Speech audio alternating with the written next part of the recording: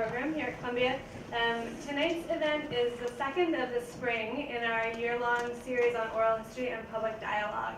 And I'm really excited to learn more about the work that's being presented this evening. I've been following it sort of through, seeing Della occasionally at groundswell gatherings or at the Oral History Conference, and getting the newsletters, and sort of tracking the gradual building of power here through history, and it's really exciting. So thank you both very much for making the trip. So I'm going to introduce them a little bit more formally. Hudson Vaughan is the Deputy Director and a co-founder of the Jackson Center, which is the Marian Cheek Jackson Center for Making and Saving History. I love that name. He grew up in Memphis, Tennessee as the son of a preacher and teacher and became passionate about racial reconciliation and community development in the context of the challenges and strengths of his home community. Hudson graduated from the University of North Carolina, Chapel Hill in 2008, intending to pursue international justice work, conducting extensive oral histories with Mrs. Jackson and working with the Reverend Troy Harrison, formerly of St. Joseph CME, and Northside neighbors, led him instead to dedicate himself to learning history and building home in the neighborhood in which he now lives. And I think a big part of this story for me is how if we really open ourselves up to the stories we're hearing in oral history, we might be transformed in ways that are surprising, that can be hard to take, that can change our lives. Our talk's over now. sorry. Okay, no more spoilers. But it's been really neat watching that happen to you. Della Pollock is the Executive Director of the Jackson Center and a professor in the Department of Communication Studies at the University of North Carolina, Chapel Hill, with a particular emphasis on performance and cultural studies. Her passion for oral history emerged in collaboration with her colleague in history, Jacqueline Hall, with whom she first pursued oral histories of desegregation in Northside neighborhoods and was slammed by the head of the former Black High School Alumni Association. "Y'all have studied the hell out of the Black community and giving nothing back," he said. "Why should I help you?" Della has been trying to respond to that question ever since. She is the editor of 2 volumes, Exceptional Spaces and Remembering Oral History Performance, which I was able to re-encounter in preparing for tonight's session, and I highly recommend anyone who hasn't read it, and the author of Telling Bodies Performing Birth.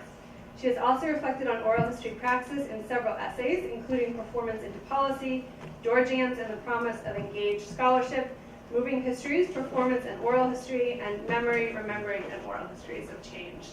So thank you both so much again for coming, and I'll turn it over to you. Thank you, Amy. You're welcome. And to all of you, this has been a really extraordinary opportunity for us. It would be wrong to begin without recognizing some folks in the audience who happen to be creating a mini reunion for us tonight. Rob Stevens, right there. He lives around the corner, goes to Union Theological, and was also a co-founder of the Marian Cheek Jackson Center, and remains a member of our board of advisors. And I saw Alec come in, and he wouldn't stop and give me a hug. It's completely unacceptable. Alec is at UGA in history and in New York. And he created for us a walking tour of the neighborhoods, which has now been heard by thousands of people, and it is constructed entirely through excerpts of oral histories, and will continue to be a site of investment for new people to Northside.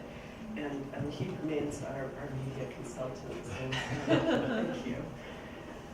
What we thought we would do here tonight is just give you a little bit of introduction to the center, to Northside, and to our respective recruitment into this work, which is very much reflects what Amy was describing as this kind of hard talk that takes you downriver, and then to focus on 2 dimensions of our work that belie the extent to which this work began without intention. It was completely agendaless. We didn't have a platform. We didn't have an external justice agenda of any kind.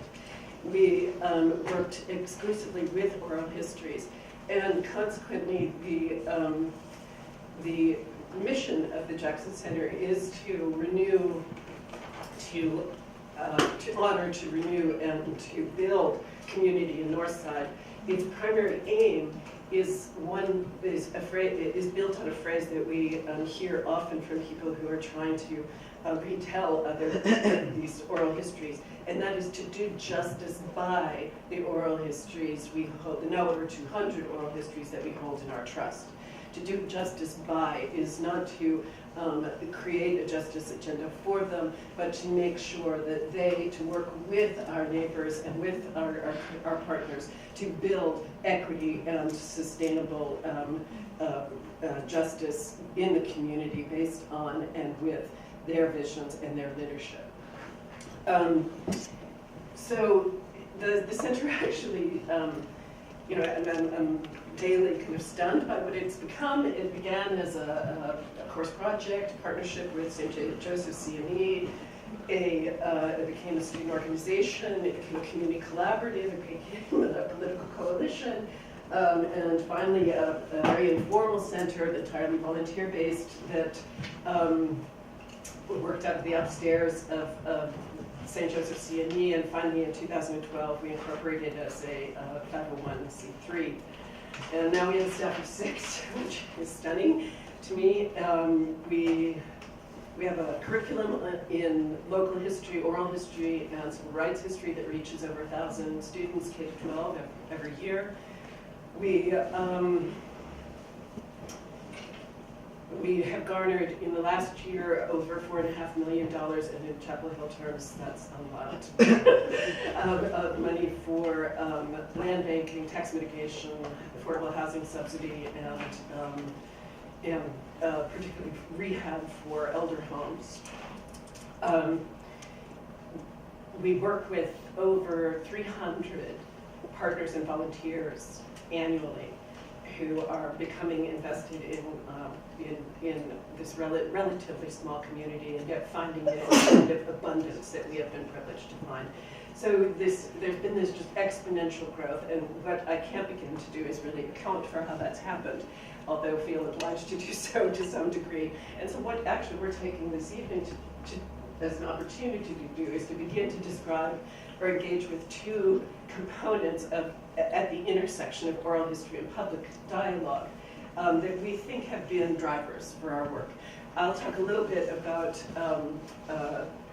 what I'll call listening witness, and Hudson will talk a little bit more about what we call community-first organizing. And somewhere in there, we'll introduce ourselves once again, but just to tell you that how we got caught. The north side, maybe we should pull that. This is a map from 1944. As right here is the line that defines the municipal line. As you can see, it's titled the Chapel Hill Carver, North Carolina Negro Community. And Northside actually is a name of a political denominator for a range of neighborhoods: Windy Hill, Pottersville, Sunset, Tin Top, and Pine Knolls,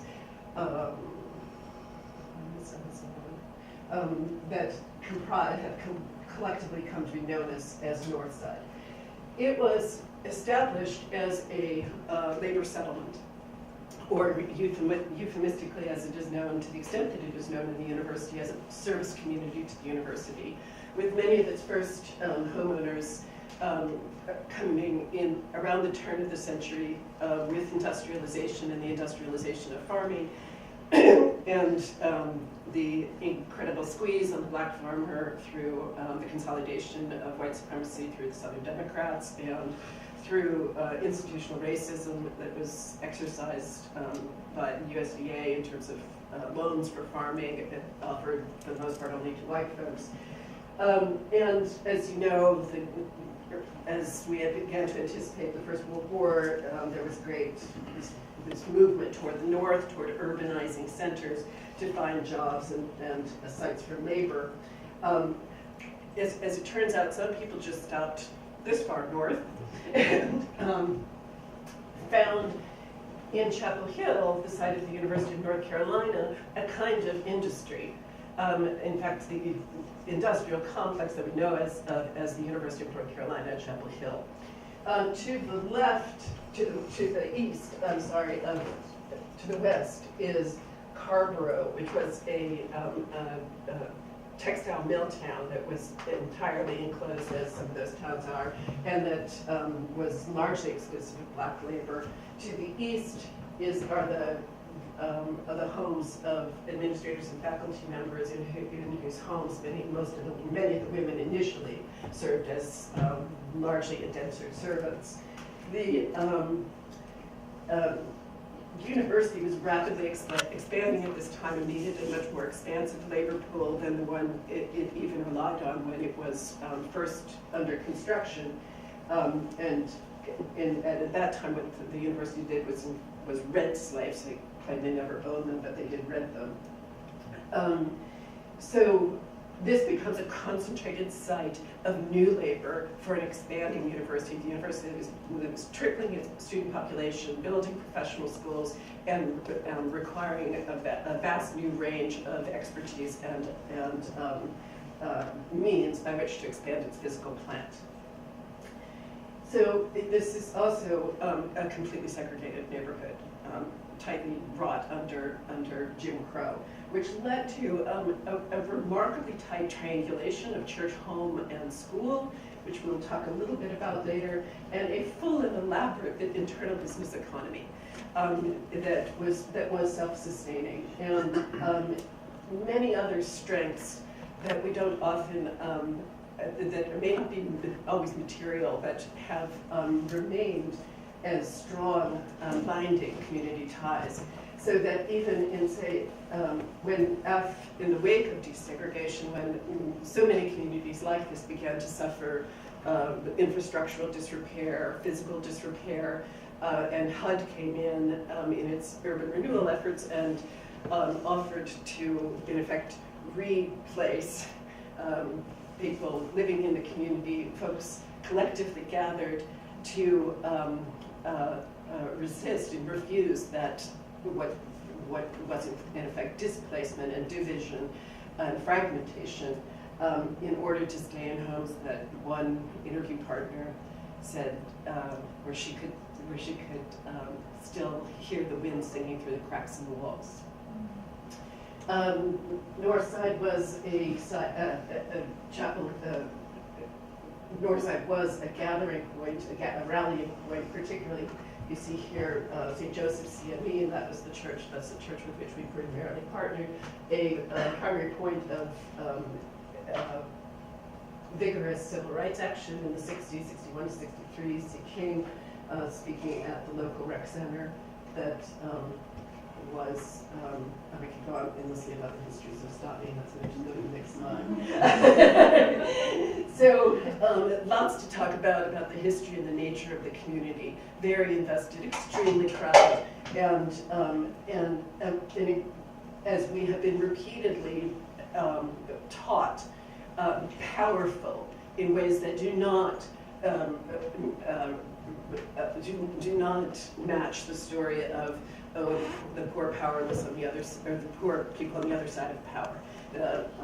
I've been laughed out of a room for sharing such a narrative. 2007, when we started working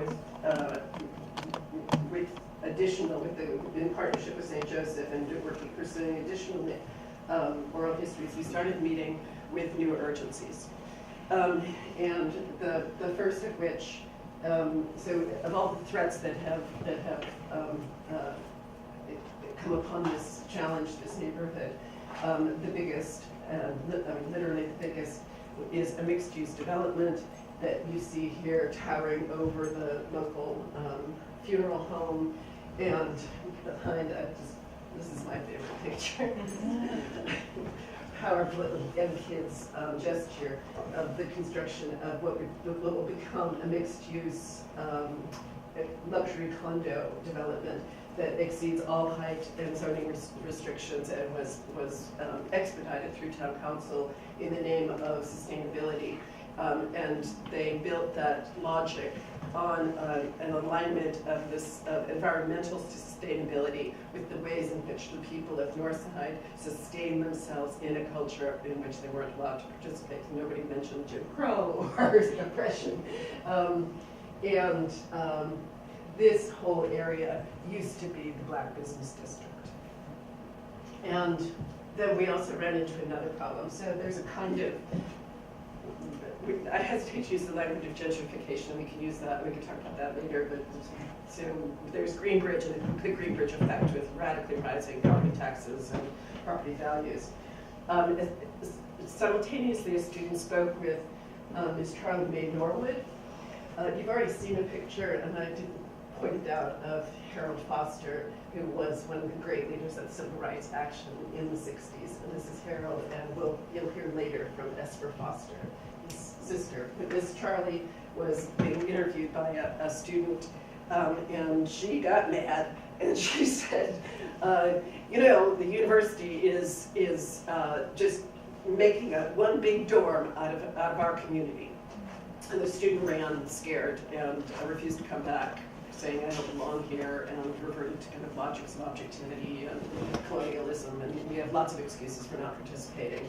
But she just couldn't reckon with the implication, her implication as a student, and our implication as members of the university, with and what Hudson's going to show and talk about next. Yeah, this is just brief. I'm going to come back to explaining how these were created, but we had these community-made maps in an effort that happened a couple of years after this through oral histories, actually around investor ownership and the rise of student rentals in the neighborhood. And so this was in 2000, this was in 2005, and this was in 2011.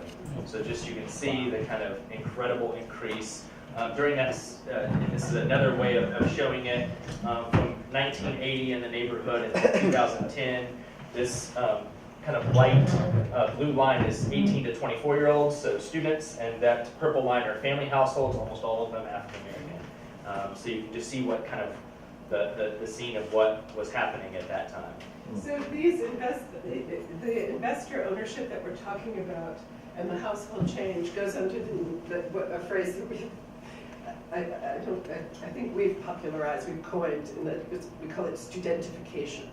Because these are particularly the result of predatory investors using means that would not make it into a bad movie to get people to sell their properties at incredibly low values, and then demolish them and rebuild houses in flagrant violation of municipal ordinances to accommodate, not only to accommodate a student demand, but actually to create a student demand where there has been none. And so we have on the one hand this problem of gentrification and studentification, both of them together creating an incredible crisis of wealth, class, and race. So in terms of how we got involved in this work ourselves, Amy has already shared with you the story of me running into and talking with Ed Caldwell in 2001. By the way, in case you didn't notice, there's Rob. He's speaking with Mrs. Jackson, our namesake. So initially in 2001, I was doing a project that was, whoops, I'm way too close to the camera, that was concerned with local desegregation, and I was working with my colleague Jacqueline Hall, and we approached the head of the local alumni association of the former all-black high school in the manner in which we all do. We find a community gatekeeper, a consultant, a primary person who's going to help us make connections. And we were, to say the least, pulled up short. And as Amy noted, he said to me, "Y'all mistreated the hell out of the black community and give them nothing back. Why should I help you?" Over the years, I mean, this is bird. It took me about 10 years to disidentify personally from the y'all. I thought he meant me, a little egocentric on my part. But to begin to understand that by y'all, I was a stand-in for the university. I was a stand-in for a research paradigm. I was a stand-in for the ways in which the university had approached oral history as well as other kinds of medical studies, behavioral studies, sociological studies, on the backs of the very people who built who literally built the university and did the laundry and continued to maintain the lawns. And in fact, many of the people in Northside are still university workforce. When he said study the hell out of the Black community, it sounds colloquial, it sounds light, but it's a burn. I mean, just listen to that, just study the hell out of something. You're leaving it excavated, you're leaving it scraped to the bone. Beyond, despite all of the IRB compliances of all of the prior scholars, severe harm had been done and unrecognized. When he said, and given nothing back, at first I thought, oh God, you've got to give something back. You got to think about return. But what was interesting in retrospect too is to think about how there was an expectation of something being given back. That when you address someone, when you share your history or your story with them, you are speaking with them and you expect a response. There is a condition of what the linguist, for instance, Bakhtin calls addressability. That means that we speak and there's a response. And that continues in an unfinalizable mode of dialogue across time and across space. But if only one person speaks and the other doesn't hear, that creates, we've all felt the pain of that. I strongly recommend a book by Jill Stauffer called Ethical Loneliness, in which that problem is precisely what she tries to address.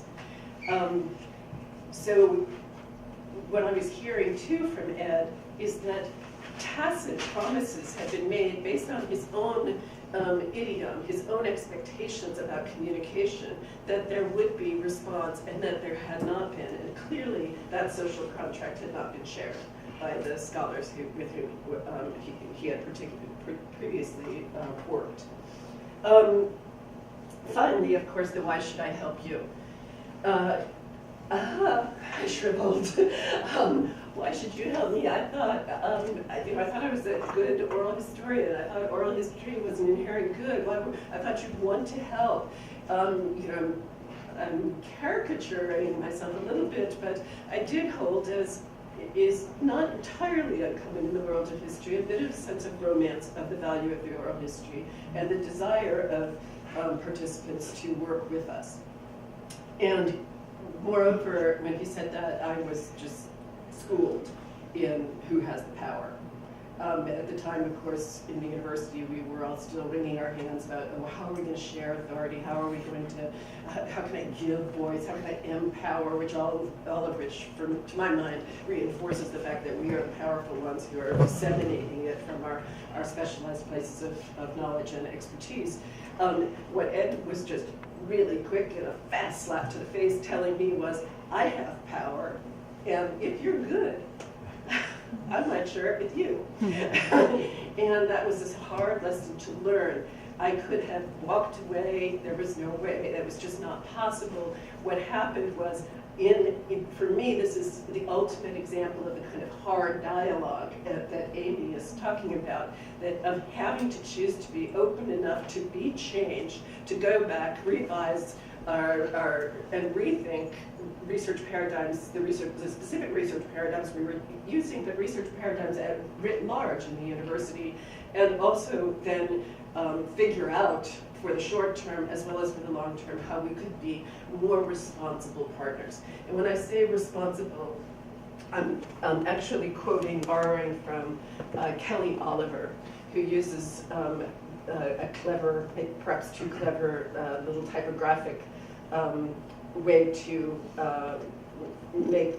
open up a double meaning of responsible. She inserts a hyphen between response and able, so that one, there's responsibility in the sense of a moral obligation, and sometimes we can just feel the weight of that, and it's a relatively abstract sense of, well, we should do something.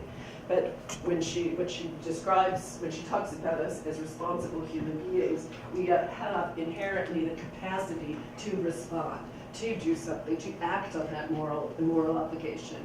And so that sense of having that ability raises the question not just of what are you going to feel guilty about, but what are you going to do now? And so in some ways, and I'll get to this as I talk a little bit more about listening witness, I do think of the rise or the movement of which I think the Jackson Center is just a moment. I don't know what's going to happen next. It has been, it may be described as a kind of relay of response, even echoing the idiom of the Black church, which, and Rob Hershey, just to correct me on this, but some theologians have argued that it is not an idiom as we conventionally think of call and response, which would be a much more closed relationship, but that the minister is actually responding to God's call, and then the congregation responds to that response, and that generates response in turn, and response and response and response. So that you get a kind of relay of responses, and in what I would like to think of as response abilities, such that capacity builds, and we begin potentially to move toward the space that our inspiring partner, Reverend Harrison, described as a church without walls. I was working with a class, I was aiming to work with a classroom without walls. Together, we began to envision a community without walls. And just a quick introduction to me. So you kind of heard an introduction that I was from Memphis, and so how I got kind of wrapped into the work. The reason that it'll explain why this is important, but I grew up in a mostly Black community, went to schools that were 90% Black, and went to a church that was a combination of an aging white church and an aging Black church that combined to form an interracial church in Memphis. And so when I came to UNC as an undergrad, one of the first things I said is, well, where can I find a Black church to worship? And people said, oh, you have to go to Durham for that. And for those of you who don't know, Durham is a city about 30 minutes away. And so I'd asked several people, oh yeah, and Durham sent shuttles to take students, first-year students, to Durham to go to church. And so I took shuttles to church. And it was not until, so the gap here is also my fault, but it was not until junior year that I discovered not just was there one historic Black church in St. Joseph's, but actually 6 within a 1-mile radius of campus. A lot of that discovery came through oral histories with Mrs. Jackson, who is pictured here. Through Della's class in oral history and performance, Rob and I were paired with Miss Jackson, who worked in this, so if we were to go back a few slides, she worked in this funeral home right here, and it was before Greenbridge was being built. It was just been cleared, and we walked in to do an oral history, and she went to the back to make copies and never came back out, basically, if I remember right, for about the first hour. And then when she finally did, she said, actually, I need your help. I want you to type up the church history. And so immediately we were wrapped into writing up the church history, which meant we had to learn the church history, and started to learn not only about the incredible history of St. Joseph's and its foundations and several members of the church who had mortgaged their own homes to be able to build the church and had given land to build the first Black high school, but also about some of the history that Della's already mentioned and all of the incredible assets of this community. And she was also pointing out at this site right next where this tower is now and saying, they say that's for us, but it's not for us, it's for them.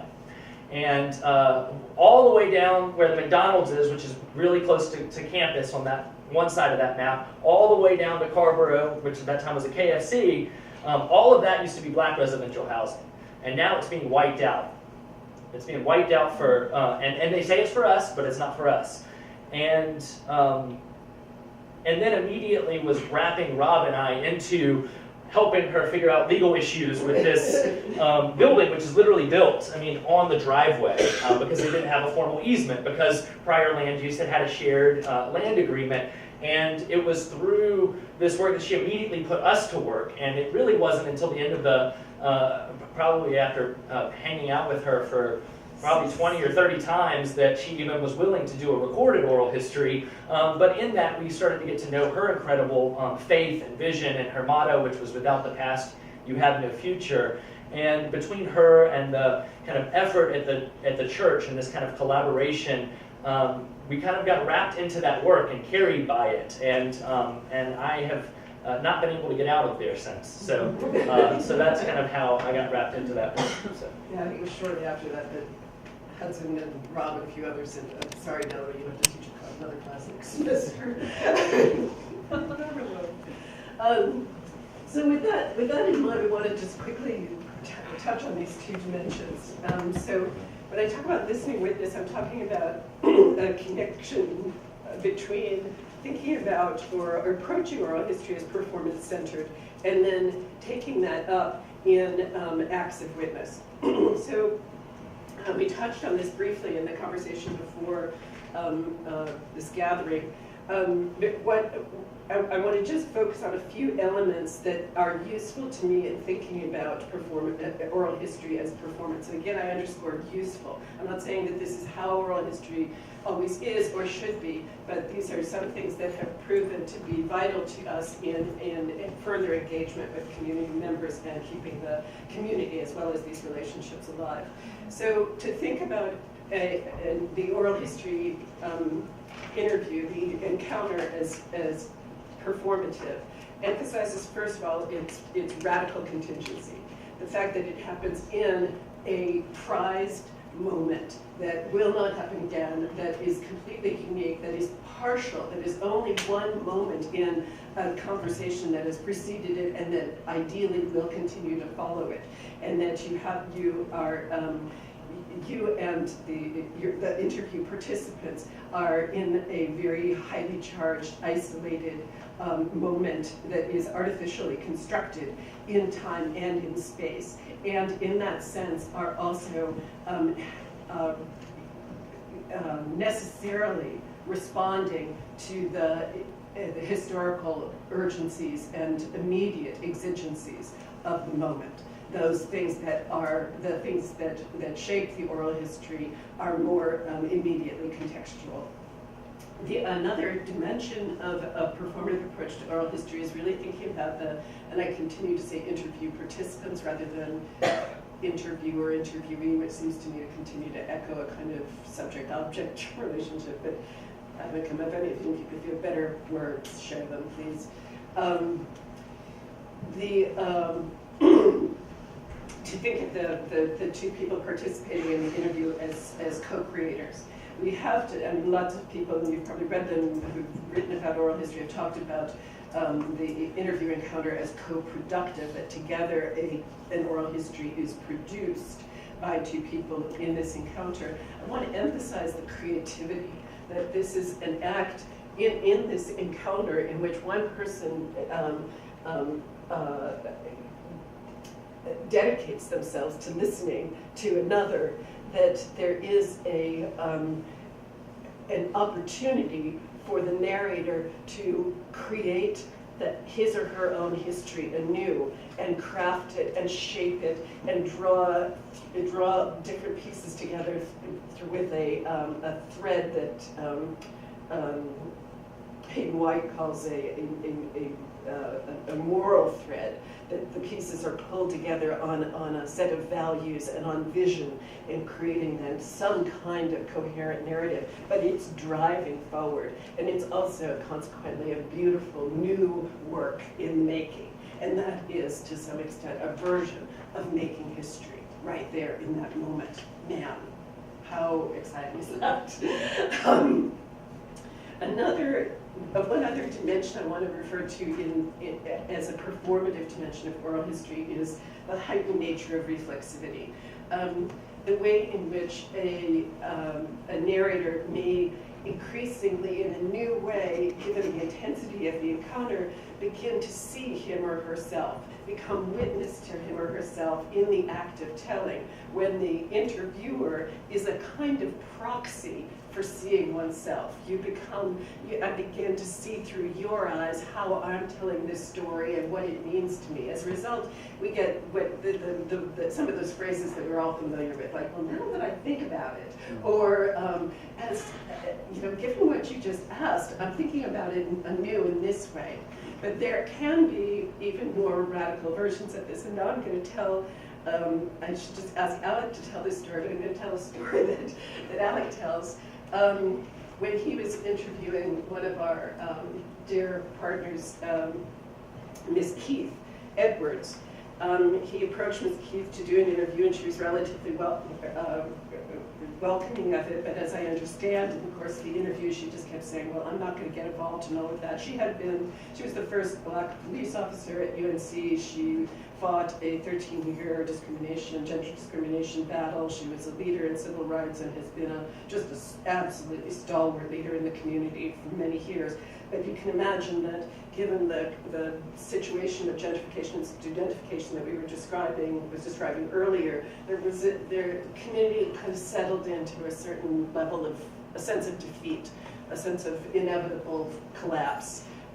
When we were starting this work, the second phase of work in 2007. So as I hear tell, Alec pursues this interview. Ms. Keith is talking to him and saying, I'm done with all that. I'm not going to get involved again. And Alec, in his deft way, just continued to gently inquire and didn't say, no, you've got to get back on the battlefield, but just continued to ask about what her life has been like and what has been significant in her history. And the next day, she calls up and says, okay, I'm ready. I want to fight. What do I do? I don't know if she said what do I do, but it makes a better story. She knew what to do. She knew what to do. Yeah, she told us what to do. And now she keeps telling us what to do. So that's just such a really thumbnail version of what it means to think through or approach oral history from a performance center perspective. What's critical about that is the opportunity that then we get to take up that highly energized moment and put it back into play.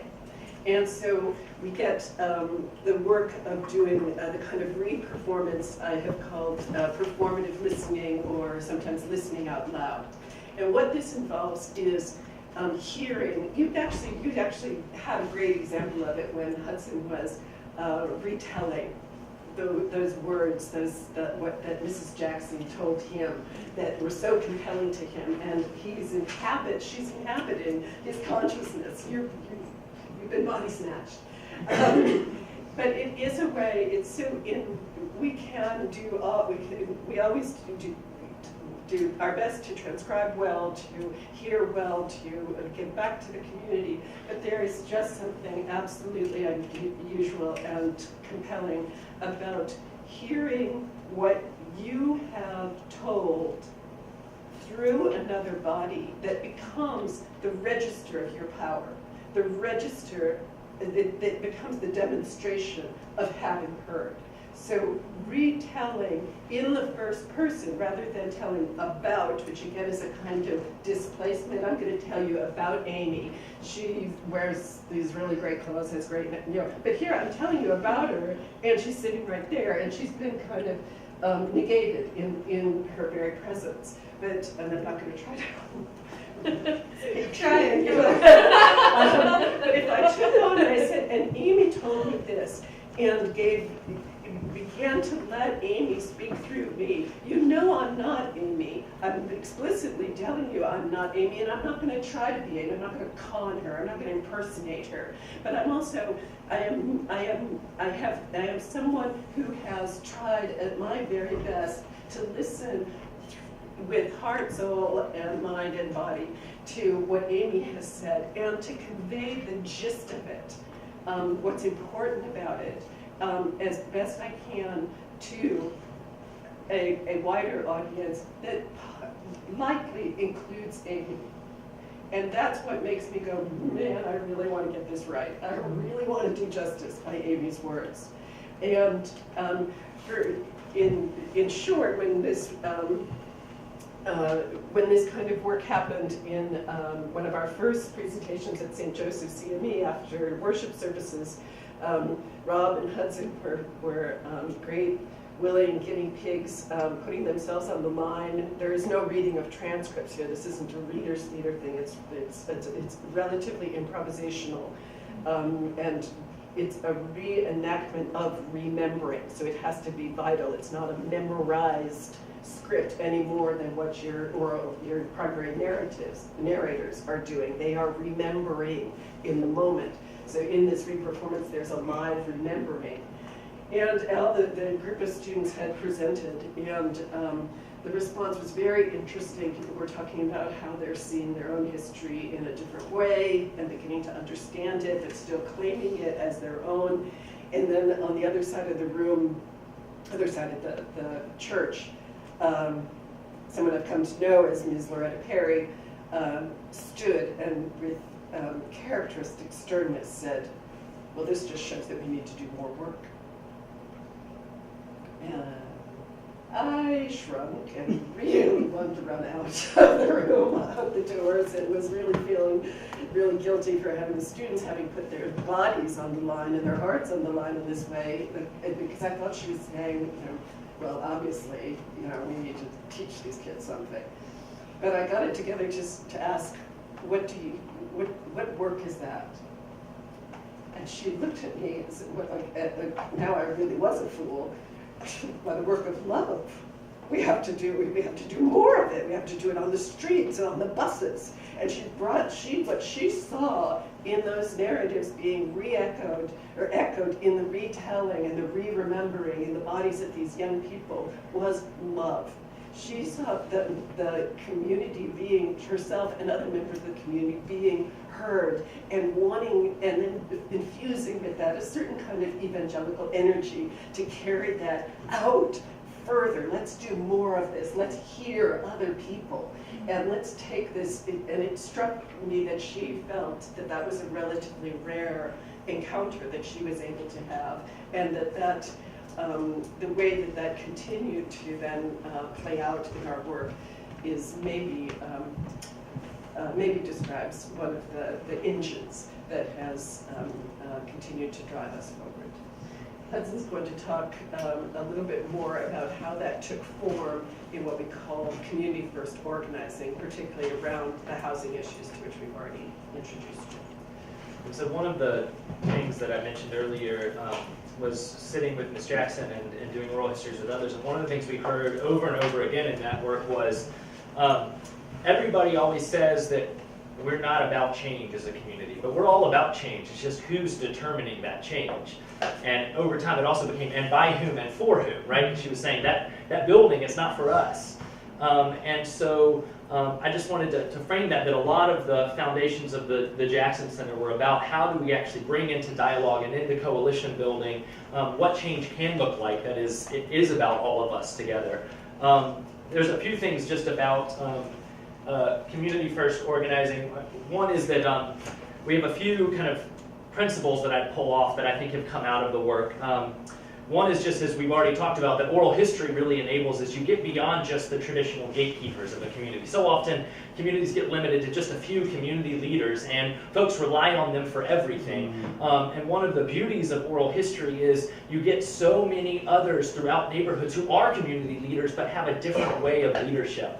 And you already heard one, which is that through the traditional gatekeeping, we would have never made our way to Keith Edwards, and I'll talk about her in a minute, but she has become one of the most brilliant, and has always been one of the most brilliant community organizers and leaders. The other is that because in a lot of organizing models, there is an agenda, there's a problem and a generalization of that problem, which can often be accurate, but then there's also let's empower a community to lead themselves towards fixing this problem that we have identified.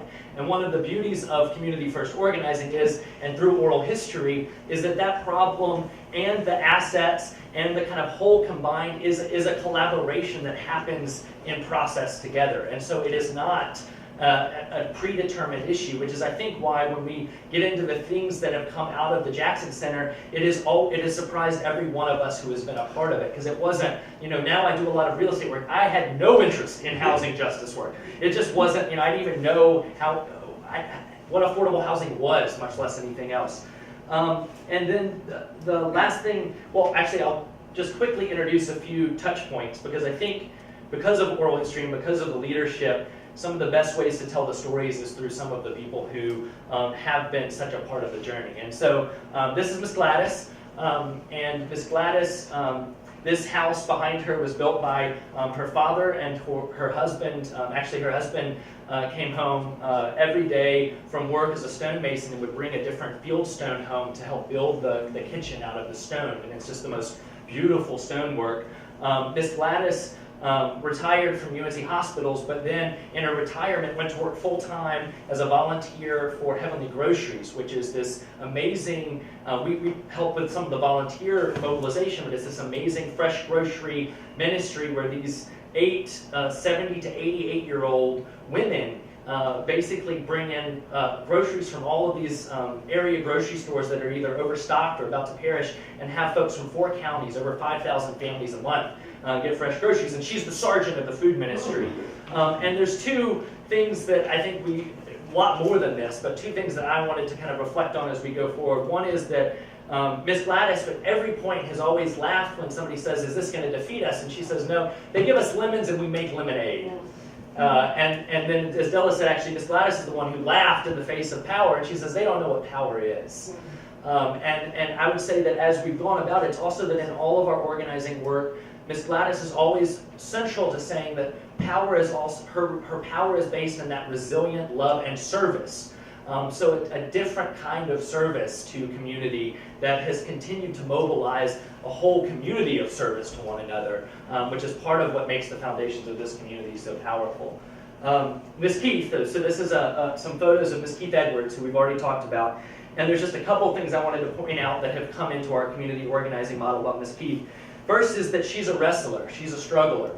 And she believes that organizing has to be a struggle. It is a continual struggle. She will call us now every week with our missives. Hudson, this is what you're going to do this week, and here's who you need to call, and here's how it has to go. She also believes in really honest and hard dialogue. So she's constantly saying, building relationships is about hard dialogue. It is about confrontation.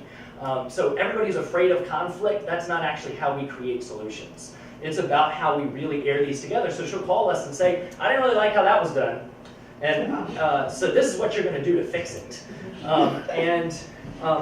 Also, Ms. Keith is who taught us and I think inspired a lot of the work of the Jackson Center's community newspaper, which is hand-delivered to people, because she said, the town sends out these announcements by email. Nobody gets email in this community, none of our older folks, so why don't we have a hand-delivered newspaper? I'll provide a column that gives people what they really need to know, and y'all deliver it. Well, there's also the problem that if you don't get these messages from town, you're not at the hearings. You're not at the hearings, then you're not a part of those. And then she also has, at one point I had gotten criticized by an organizer, another community organizer, who said, if you've ever spoken at a town council meeting, then you're really not a good community organizer. And so I called Ms. Keith and I said, Ms. Keith, maybe I shouldn't speak at this next hearing. This is the critique I've gotten. And she laughed and she said, no, you don't get out that easy. She said, and basically what she went on to say is, we all have our gifts. I tell my story. I'm not going to tell what you tell me to say. We all tell our narratives, and we all bring our gifts to bear. That's what makes a community.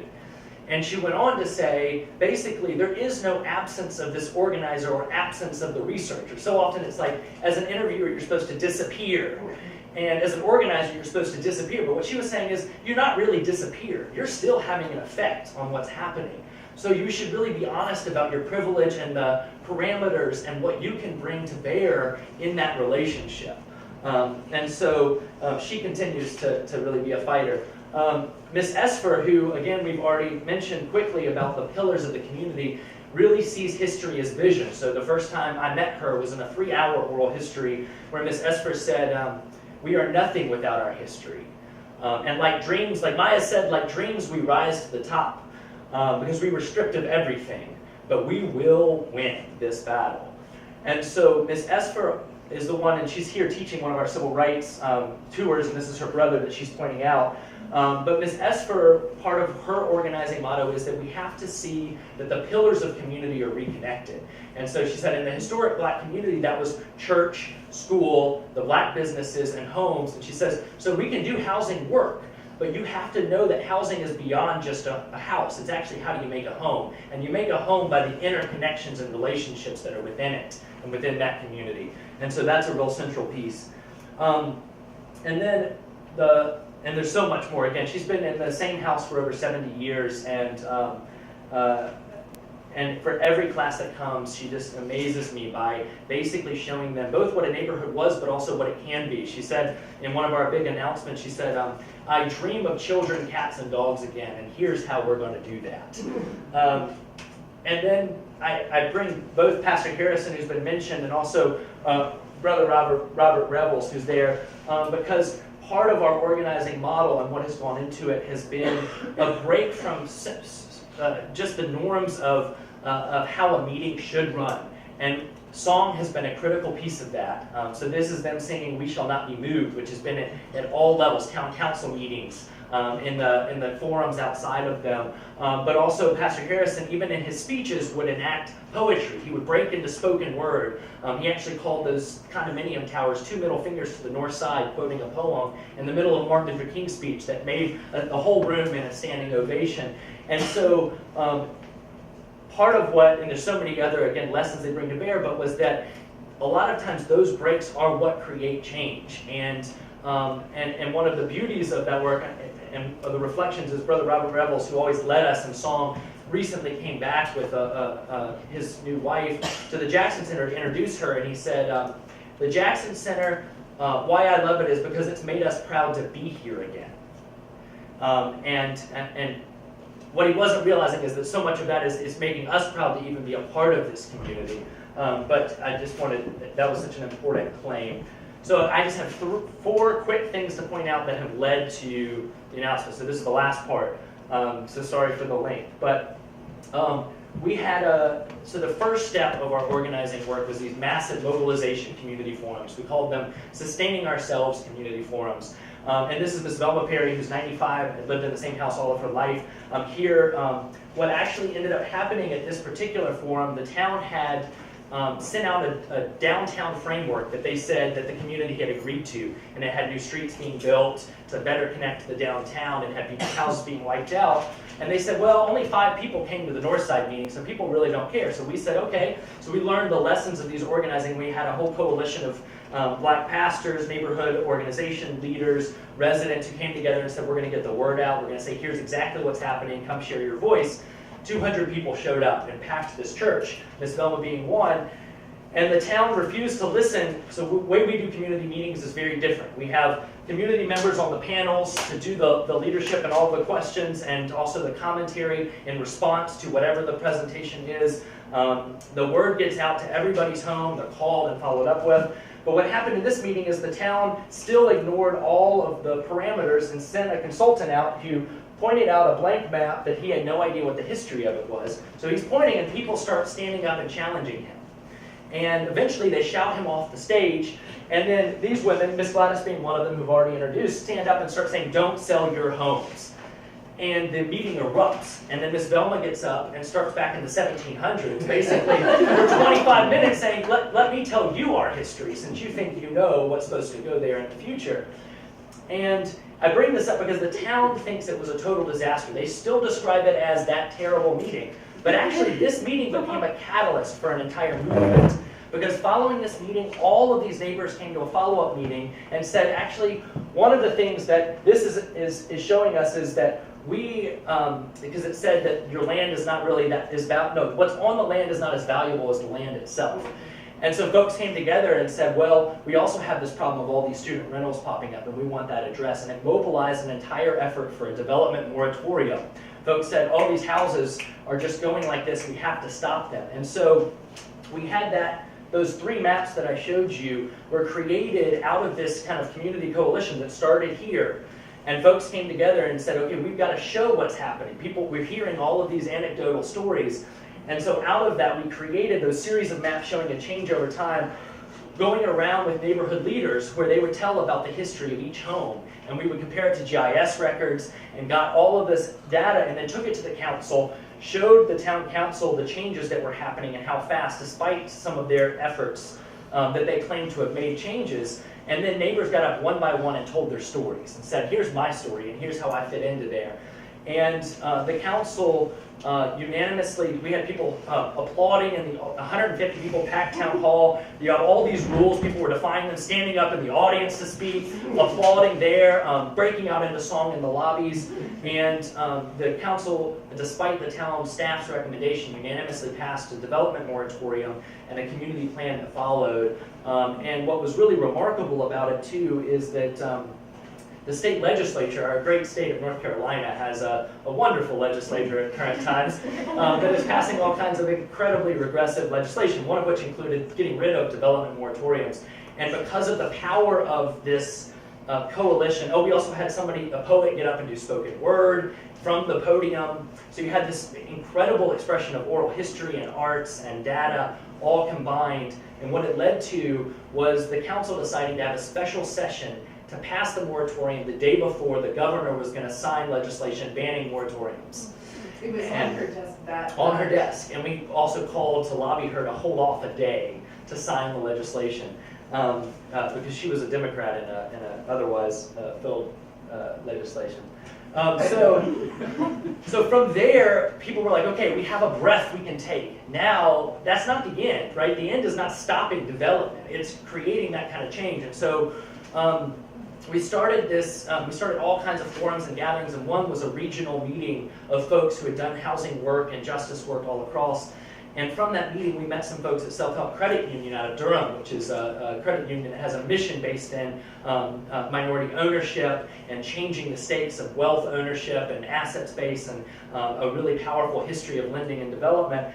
And at that meeting, they raised their hands and said, well, you heard about these different mechanisms for land control, how community can control its land's future.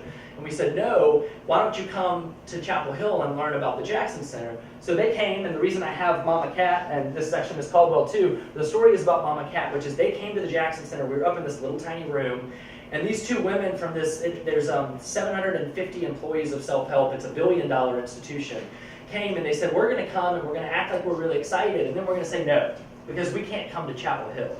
We're Durham based and we're not interested in getting involved. So they came, and on the wall we had Mama Cat's picture and an ethno-poetic transcription, so of her making pound cake.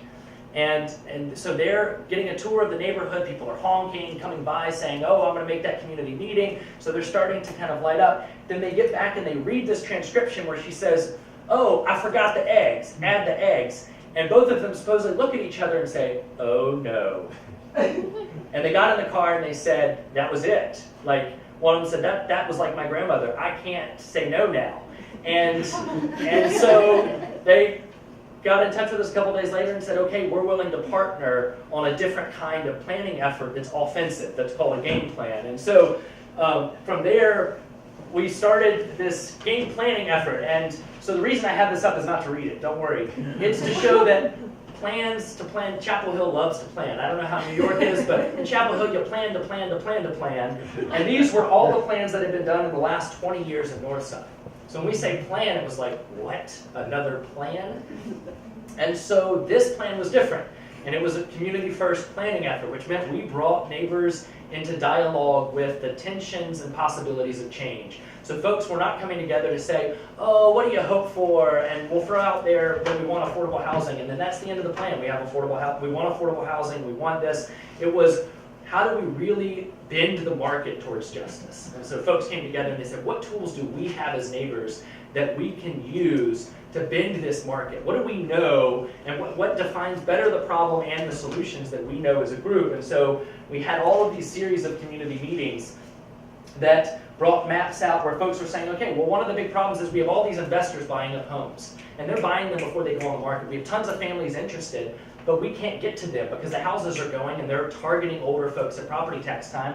But you know what? We know all of these heirs. A lot of them may not move back, but we can get in touch and we can tell them about our effort, and we can connect with them and make sure if they're interested in selling the house that there are alternatives. And we had somebody else say, well, one of our problems is we have a lot of heirs properties because people are worried about getting wills. So why don't we mobilize community-based wills clinics that actually change that trajectory? And then folks said, well, we are not an anti-student effort. All these efforts sound like anti-student efforts, but really we're not. It's about how student behavior is happening. So why don't we start all of these initiatives to change the pipeline of which students are choosing to live in these houses, and also having strategies to teach students better who are living in these particular houses what it really means to live in a neighborhood with history, while we balance the neighborhood all over with more families in the neighborhood. So we had all of these efforts that created this strategy framework, and I'm not going to go through them individually, but we can come back in questions, but we did a whole series of retention efforts, because so often plans are, how do you create for the next group? And this was, no, actually, we want the families to benefit who have been here for generations. So how do we create strategies that really help families benefit? How do we market the neighborhood strengths as defined by community? So not just like walkability and all the things that yuppie white people love to hear about in a community, but actually what are these neighborhood strengths that are going to attract the kind of families that really will continue to encourage the kind of diversity that really makes this neighborhood strong. I talked about one of the things that came out of that Compass Group effort immediately, because the whole framework was everything we talk about we should be able to start tomorrow. And one of those things was a property digest for all of the neighbors who were interested in spreading the word about housing and nonprofit partners, and again, some of the improving neighborhood connectivity. So we had all these initiatives that spurred on for that. And then the big missing component, which one of the neighbors really wisely said, is we can do all this connection, but we don't have the capital to compete. And so part of why we had brought our partners at Self-Help into that is because they had a model called a land bank, where we actually are able to use revolving capital to buy land, and instead of the city owning it where it does traditionally, Self-Help Credit Union holds it, and we have neighbors from every block of the neighborhood make decisions about what happens with its future. And so they come together to review each month all properties and say, okay, that one works for affordable housing. This one we should create 2 properties because that's the only way we can cut the land costs. And it invites neighbors into that problem and also creating all kinds of new solutions. So already we have the exploration of an elder congregational housing, converting a 8-bedroom student home into an assisted living facility for folks who can no longer live in their own homes but want to stay in the neighborhood networks. Already we have changing a wrestling house into an intentional Episcopal service corps house to try to change that trajectory. And already about 7 or 8 properties have been saved, and we have several black families who are moving in, as well as other families too. But it's just it's huge to see the way in which having that buildup has really made a difference. And so part of that was catalyzed in this announcement of a $3 million, which again in Chapel Hill is way bigger than it is in New York, but zero interest loan from UNC, and that took several years of effort. And the convincing moment was when the chancellor met Ms. Esper and Ms. Jackson, who told her about the relationship of the university to the community and what was at stake in this effort. And so despite a time where the university was having massive cuts across the board, I think one year it was $500 million cut from the university, they still found a way. And actually at the time the chancellor, I heard a quote where she said, somebody said, well, you might get in trouble for this, and she said, bring it on. Like, this is something worth it and worth having a stake in. And so changing that relationship has been a really critical piece. And so just a few summary highlights, this is the last slide, that have come out of this work. 200 recorded oral histories developed into the Northside Memory Project, Northside Sound Walk, and Civil Rights and Local History curriculum reaching thousands of K-12 and college students a year. This Compass Group I was mentioning of neighbors making decisions about what happens to guide the land bank. 35 partner agencies, and there were 4.5 million mobilized for housing efforts in Northside. 40 plus homes repaired, all through resident advocacy networks. So it's not like us going and saying, hey, you need a home repair. It's through neighbors on each block saying, we need to address this together, and then also being a part of the sharing of gifts and contractors, because we have tons of contractors in the neighborhood who are taking part in those repairs as well. Coalition efforts that I've already mentioned involving thousands of households a year. The community newspaper delivered to 850 households. The perishable groceries that I mentioned provided for 3,000 families a month. Dozens of youth leaders trained through a youth radio program that came out of the oral histories and the kind of creativity that we have.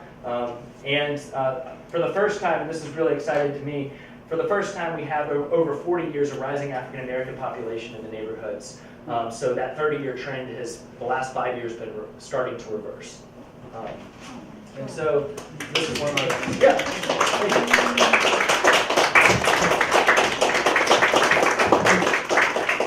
Thank you so much for bearing with. As we were preparing, we realized that we need to spend a lot more time together and writing something. Because we have a lot of stories to tell. This is the last moment in a civil rights extravaganza, and it does remind me that as powerful as Mindy Philolov's final recommendation in her brilliant book, Urban Alchemy, her final recommendation is to celebrate your accomplishments. I think one recommendation that we have followed despite ourselves not realizing it is that we celebrate constantly. Everything that we've talked about is embedded in festivity and pleasure, and the oral history encounter itself is a moment of being able to start a new relationship. So thank you so much, and we do have some time for questions, or comments, or correctives. One thing I'm interested in is so you've recorded 200 oral histories and there's an archiving component to this, right? And one thing I found really interesting and provocative in your writing is sort of the tension between preservation and keeping things alive by using them. And so I'm wondering, what is the difference between an archive that actively generates power and change and future action the way that this one seems to, and an archive that's effectively killing stories by freezing them in time? Well, my colleagues at the Southern Historical Collection are really not like me to agree with the second characterization. But for instance, we do have a lot of people who, and I was mentioning this earlier, who did not want to do oral histories with us if they were going to be deposited in a university archive, because it seems a very abstract, distant, lockbox phenomenon, and it didn't suggest to them that there was going to be any response or responsiveness or responsible action in action. It would just be giving up those transcribed documents. Now they're digital. Now they have audio and print versions. For further research, so for getting further and further and further away from the community. I really like Diana Taylor's book, The Archive and the Repertoire, in which she talks about the repertoire as this body of knowledge, of oral knowledge, oral tradition, the ways in which communities have for centuries practiced their histories and maintained them. It's a kind of, she's drawing a real distinction between the archive and the repertoire for, I think, primarily heuristic purposes. She's gotten kind of in trouble for being too dichotomous. But I think what she's describing is a more embodied archive in the repertoire. And so that that keeping these oral histories alive in interaction and constant reference in advocacy settings and in celebrations is a way of amplifying and expanding this vital repertoire, while we also preserve in order to have a reference body. And also we're doing some really interesting, it's just getting going, some really interesting new forms of digital preservation that will make, that I think of as kind of performative documentary, but I won't go there. Oh, tell us.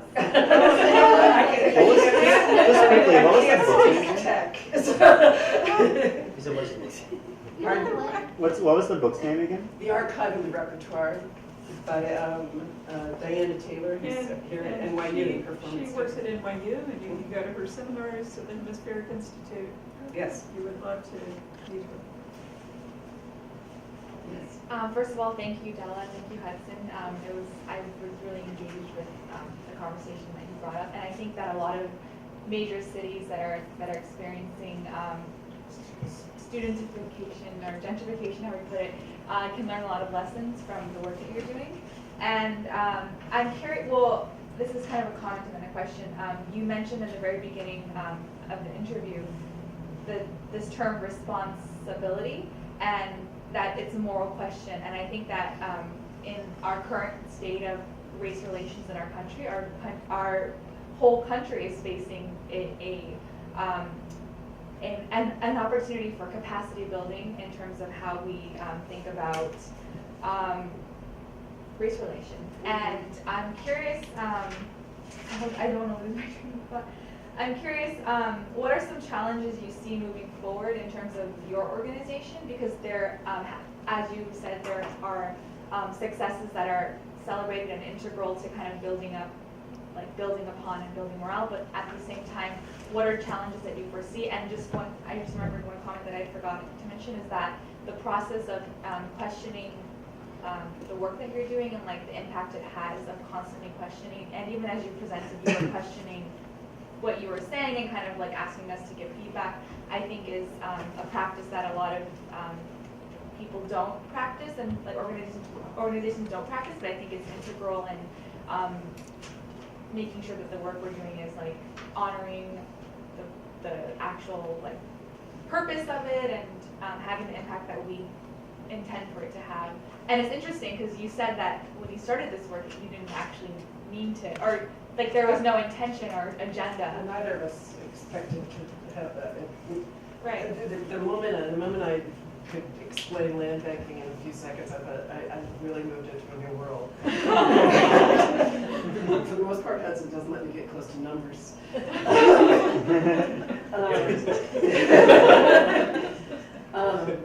Sorry, that was a long. So I think we could go on for a long time about challenges we're facing, and Hudson, we maybe just want to bounce these back and forth across each other. I think one of them you actually already target, which is how do we remain dynamic. So I really, as much as we are an organization, that's why I keep going back to we are just a moment in a movement, and we're constantly, it's a constant semi-structured improvisational act, almost like what happens in an interview. Pick up this ball, go with that ball, follow that lead, pursue that question, get a precision point in there, and move that into a community meeting, and pick up this issue and develop as Alec did, now a prize-winning Fusion youth radio program.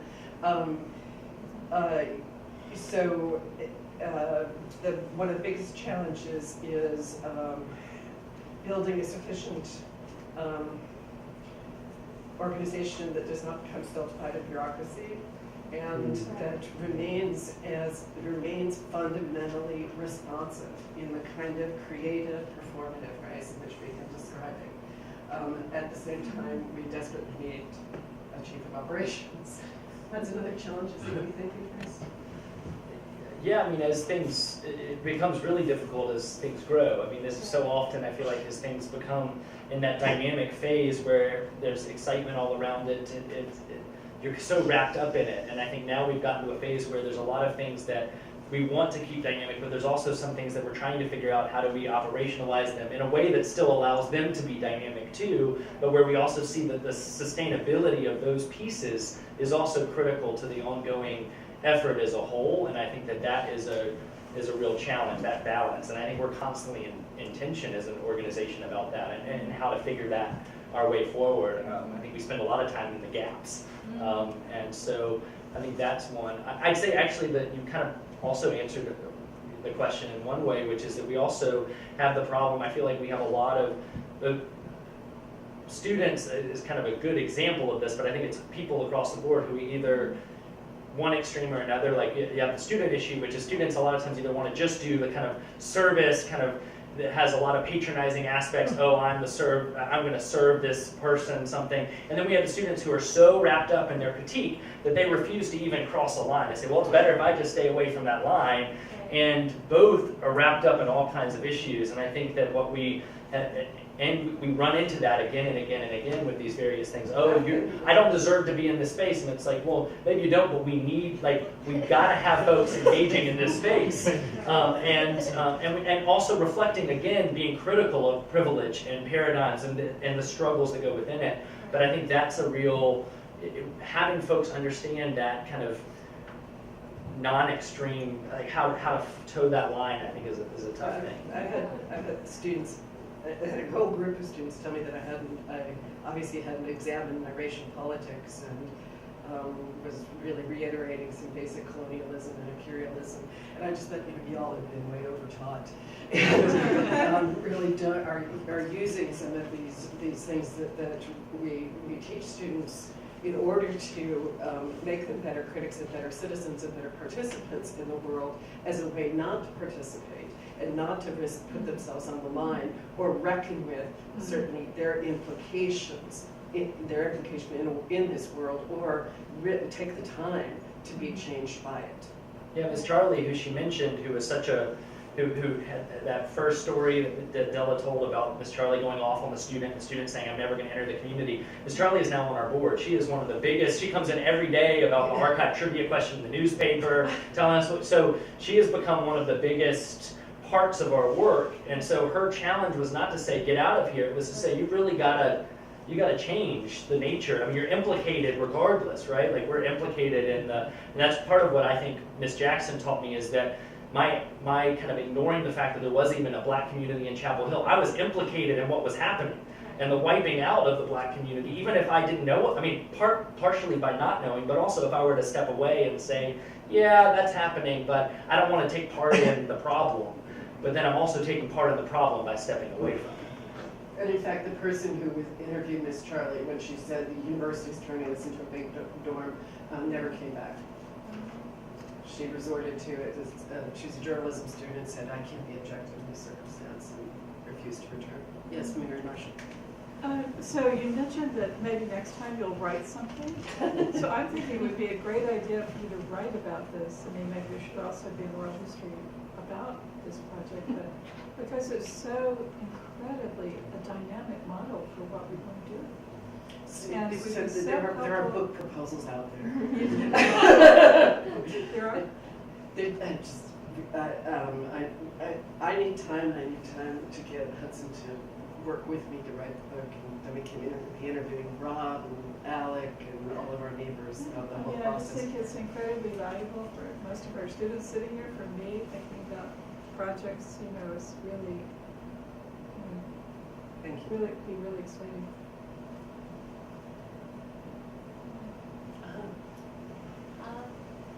So I'm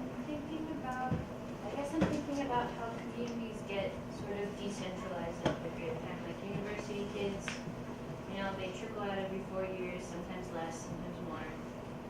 And I think that the same is true now with the studentification of New York. So like, how do we it's hard because, they're expanding and contracting. It's hard to keep people together to talk about an oral history if half of them weren't there for it. So what would you do? Well, I think Alec can answer that from one of the responses on this. Well, I'll start. When we started, in one of the classes, I invited the mayor and a council member to come talk to students about how they can get involved in advocacy processes in municipal practice. And they just started ragging on the students, saying, where were you? And when we had the hearings for Greenbridge, you all are just transient. And he'd been a law student at UNC. And I was completely taken aback. And it was incredibly demoralizing to the students. As we began to work further, students have begun to understand, as is one person who is quoted on the soundbite, that's what I was thinking about, Alec, says, is that how does she say it exactly? We're each only here for a short time, but students are always here. So each student is an embodiment of the student body. So even in that transience, he or she is nonetheless positioned to shift the way in which this other kind of body acts and moves in the world and influences it. Does that get to your question? I guess so. Is it like students are kind of like their own community and there is a history there? No. First of all, most people about even at this point, I can give a talk at the university and ask if anybody knows what Northside is, and they'll still say they don't know. What's that? It's just, and it's the whole west side of town, and it just remains completely invisible. And for the most part, people think a native of Chapel Hill is a kid of a professor who moved there a half a generation ago. So, and people in this picture go back 4 and 5 generations, and you can track their history to local plantations or other sites of slaveholding. This semester I'm teaching a class, and I was talking about Northside, and then we get down to, and nobody had heard of it, and then we get down to the streets, and someone said, "Oh, you mean McMaster's is in Northside? Oh, I live there." Oh, pictured? Oh yeah, I went to a party there last weekend. So there's this incredible disjuncture between knowing these blocks and knowing where you live and knowing the whole place as a historical place. So we're doing, and then you want to talk more about it, work with student tenants to create more investment. Yeah, there's a lot of efforts. I mean, it started through that Compass Group effort around how do we, first of all, do the same thing with students, which is really explore where do these issues come from, how does off-campus housing work in these neighborhoods, how can they be engaged instead of in the problems in the neighborhood, actually in a whole different alternative. And so we started welcome strategies in the neighborhood where neighbors and Jackson Center staff pair together and tell about the history of the block and you know, try to engage them in efforts at the Jackson Center. We have a lot of, all students have to take, and we've also had landlords agree to this, the neighborhood sound walk, to walk around the neighborhood and hear the oral histories and then become involved in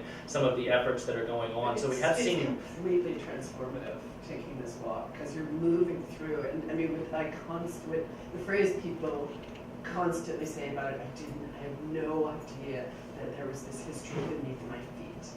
And so it's a very tactile, very performative experience of the history. But I'd say that part of the toughest part of our work is figuring out what are the things that need to happen over and over again every year, every semester to get to the changeover, and how do we also do things that allow for dynamic student leadership too, as well as dynamic student neighbor leadership. So it's not just getting into traditional forms of volunteerism or other things like that, but actually engaging them in a different way as well. So that's a struggle we have.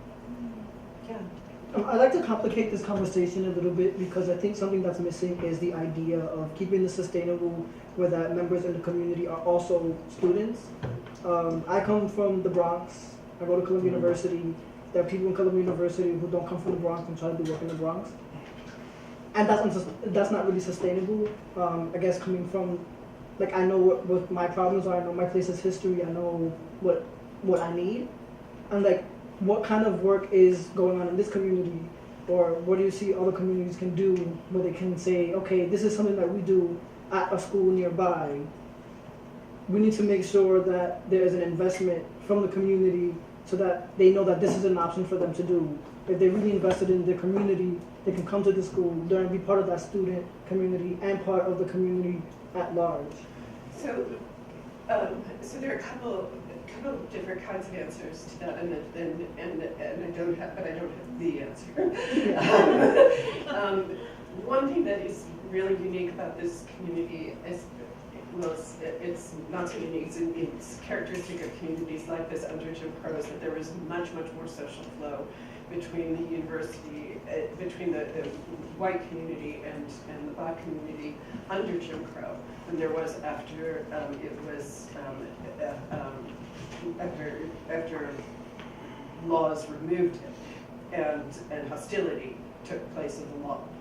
And so there was much more separation. So there was, staff were given basketball tickets, which would be unheard of today. Their young men went to frat parties. Mrs. Jackson always reminds us that there were students living in the community. So in a bizarrely, in an enforced hierarchy, there was much more fluidity. The other part of your question was, what do we do now to make sure that there's a stake of and of the student, of the community, of the long-term residents in sustaining the student population and recognizing it. I think, also on the sound walk, Miss Louise Felix, for instance, she expresses frustration with the students, but she says, they may not wave at me, but I'm going to always wave at them.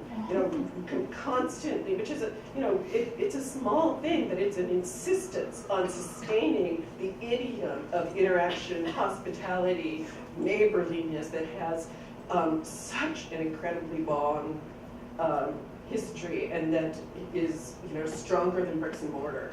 So this gesture alone is a powerful one that she insists and will continue to do. So I don't.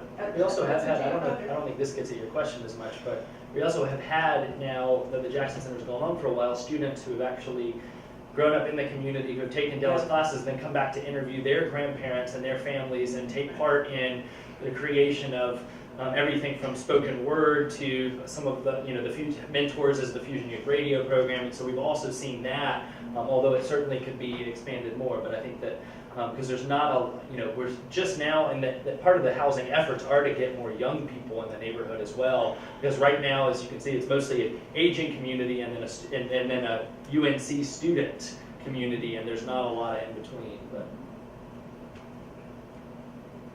Yes. Thank you very, very much, Torek. I'd like to ask, can you speak about the integration of staff from the university in along, this amazing range of methodologies that to be implemented? Given the fact that, as was mentioned before, student representation in a way can be seen almost, like an awaiting trial unit. Some would stay, some would go, and there's a rotating, kind of revolving door syndrome.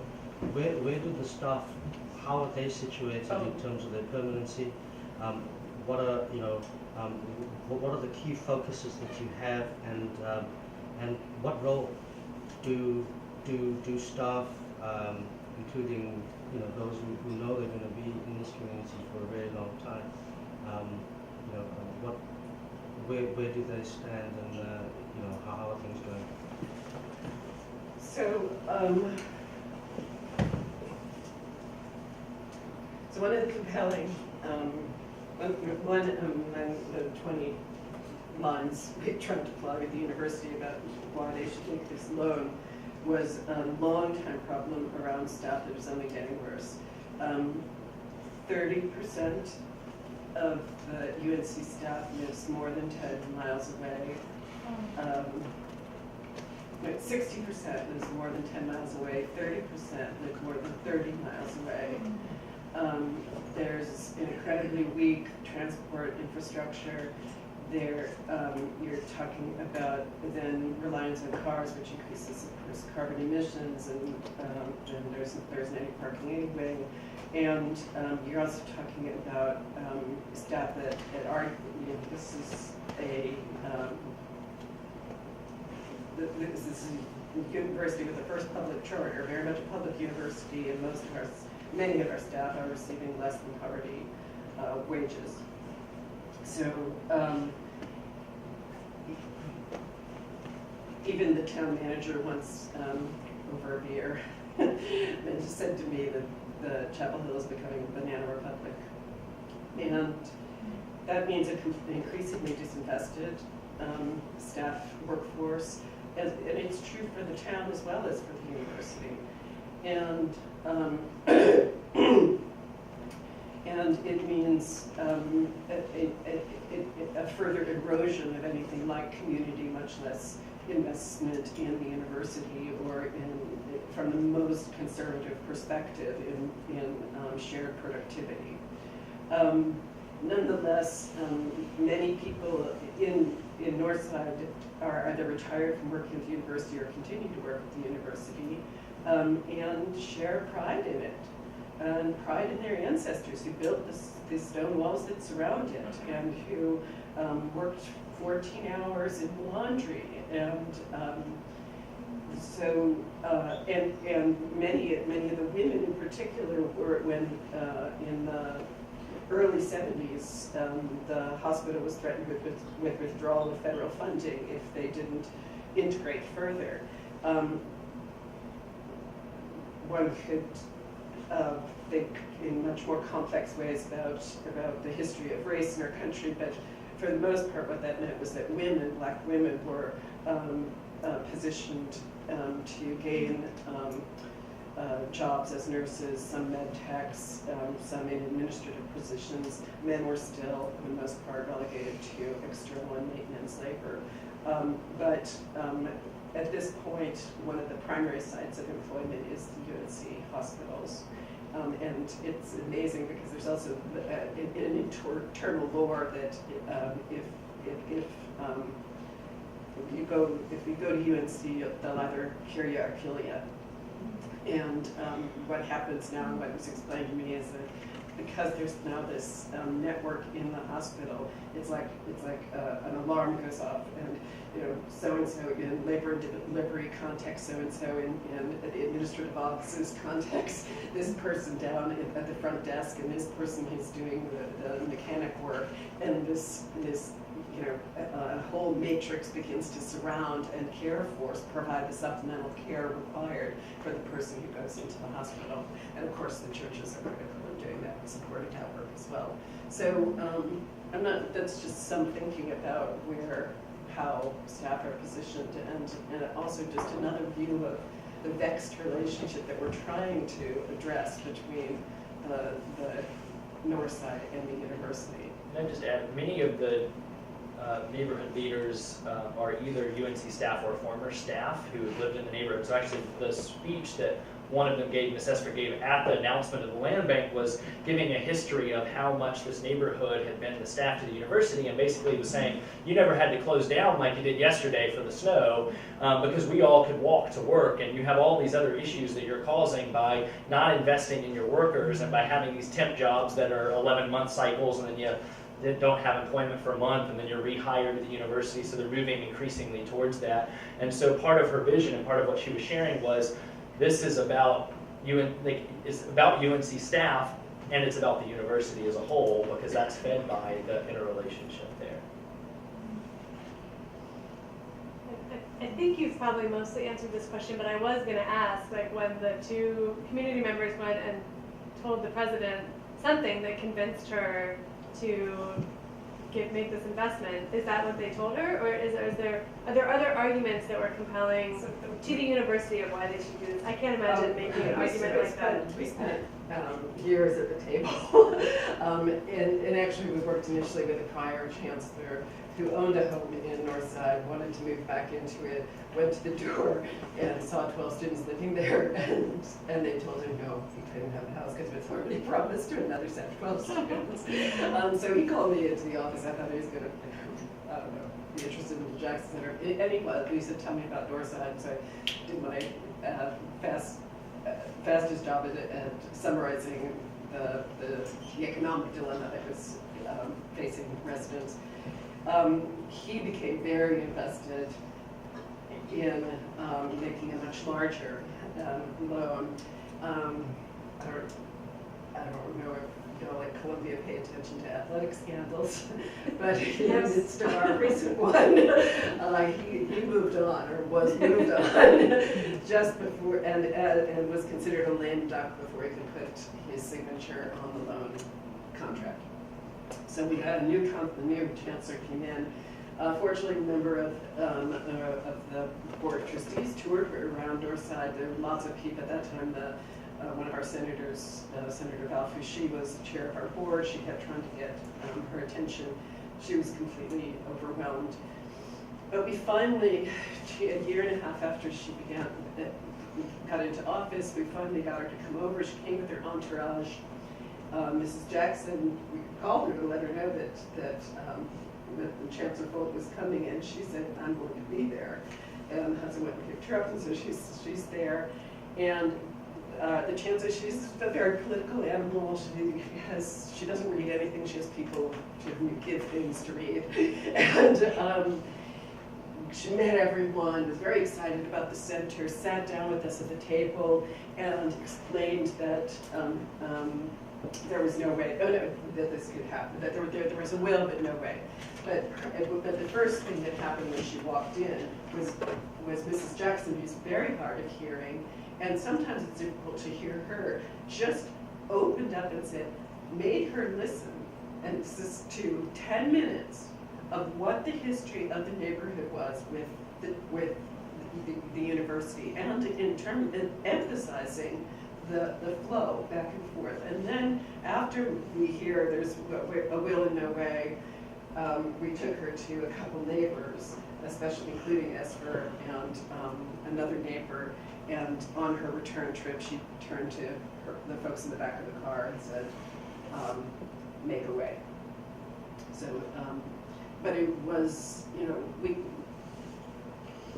we applied any number of arguments with the aim of win-win-win, and in fact, you know, it has been called a historic partnership between the university community and municipality. But the pivot was Mrs. Jackson assuming the prerogative that I don't want to claim that she felt more of because of our work, but there was a sense in which she was more outspoken than ever and took her moment to school the chancellor. Well, and it also so happened that Miss Esper, who we took her to, had been a receptionist at the law school for 30 years and had incredible influence on all these attorneys, and one of them became one of the vice chancellors who this chancellor was very close to, and she said, oh yeah, that's my son. And she was like, you talk to him about me and see what he says. And so this incredible tight relationship, so there was all these webs of connection and flow that had happened. So a lot of this is, you know, one of the things that we tend to do with oral history, or can fall into, is isolating it to one individual. And what we've been able to do, because of this increasingly expanding set of relationships, is be part of lighting up a broader network. Anything else? I know we kept you here a long time. I'm so worried about what Alec One of the, oh, go ahead. I was just going to say, one of the quick things that Ralph reminded me of earlier that I was thinking about and that Alec would know about too is that, and I think this is one of the challenges as an organization becomes more of an organization, is that we went from this broad-based mobilization and then we got really organized. We had these groups with block captains and leaders from the different parts of the neighborhood, and for a while we kind of just focused on that, and then Miss Keith started calling again saying, like, you need to do that, but you also have to keep mobilizing. So once you become organized, you can't stop mobilizing, because even those people still start to become gatekeepers and they stop doing all of the connection work. You have to be in tension. You have to constantly be organizing and mobilizing together. Those are essential pieces, and so again, that's another thing for Ms. Keith, is that constant reminder. And we have a big community forum Tuesday next week because Ms. Keith said you got to do it. It's time. So I hope that in conclusion that you understand that we try to do what we're told. And we work out of a self-troubling relationship constantly, but blessedly in relationship, and that the oral history encounter is for us the beginning of that deeply invested relationship that is our real site of privilege. Thank you. Thank you all very much.